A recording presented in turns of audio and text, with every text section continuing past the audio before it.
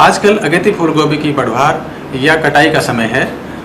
इसमें उचित सिंचाई प्रबंधन, खरपतवार नियंत्रण और उर्वरकों का प्रबंधन और साथ ही साथ कीट बीमारियों की उत्तम प्रबंधन करने की आवश्यकता होती है। सिंचाई के लिए लगभग 5 से 7 दिन के अंतराल पर मध्यम सिंचाई करें। खरपतवार नियंत्रण के लिए लगभग 35 से 40 दिन की जब फसल हो जाती है तो निराई गुड़ाई करवा के मिट्टी चिताने की व्यवस्था करें। उर्वरकों के प्रबंधन के लिए जो बची हुई शेष मात्रा है लगभग 60 किलो नाइट्रोजन प्रति हेक्टेयर की दर से अवश्य डलवाएं।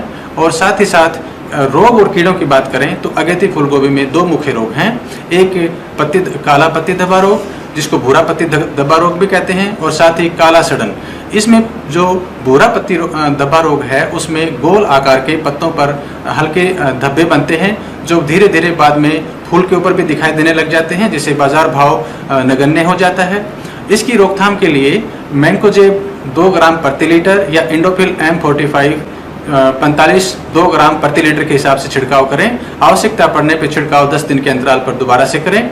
जो काला सड़न बीमारी है उसमें पत्तों के ऊपर कोणीय आकार के पत्तों के सिरों की तरफ धब्बे बनते हैं और ये एक जीवाणुजनित बीमारी है। इसकी रोकथाम के लिए कॉपर ऑक्सीक्लोराइड 400 ग्राम और स्ट्रेप्टोसाइक्लिन 40 ग्राम प्रति 200 लीटर पानी में घोल बनाकर प्रति एकड़ में छिड़काव करें।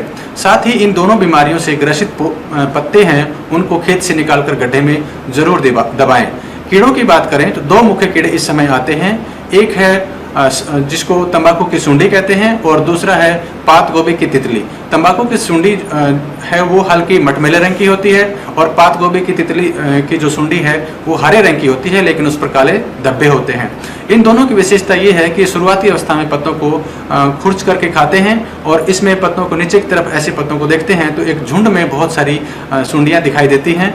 इसलिए किसान भाई इसको ऐसे पत्तों को खेत से निकाल करके बाल्टी में डाल के और किसी गड्ढे में दबाएं जिससे कि ज़्यादा तितलियां ना बने। इनके बचाव की बात करें जो इंडोक्सिकार्ब 1 ml प्रति लीटर के हिसाब से या स्पाइनोसाइड 3 ml प्रति 10 लीटर के हिसाब से छिड़काव अवश्य करें। समय रहते यदि किसान ट्रैप लगाते हैं जिसको फेरोमोन ट्रैप्स कहते हैं वो लगाते हैं तो जो तंबाकू की सुंडी है उसकी समस्या और कम हो जाती है। इसके लिए लगभग 13 से 15 ट्रैप्स प्रति हेक्टेयर की दर से लगाने होते हैं।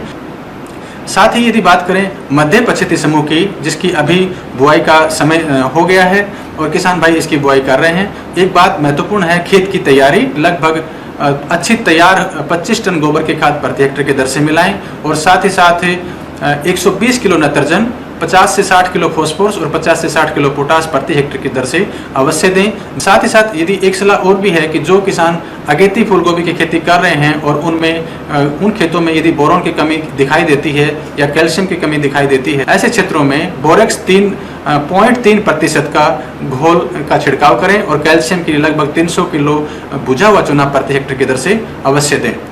इसके साथ ही जो पछेती समूह है जिसको स्नोबॉल कॉलीफ्लोर भी कहते हैं उसकी भी बुआई का समय आने वाला है अक्टूबर के महीने में। उसके लिए उचित किस्मों की व्यवस्था करें। यदि स्नोबॉल समूह की बात करें तो Pusa snowball KT25, Pusa snowball K1 और पूसा स्नोबॉल हाइब्रिड 1 और पूसा कॉलीफ्लोर हाइब्रिड 103 ये किस्में हैं जो अभी अक्टूबर या नवंबर 15 तक लगाई जा सकती हैं।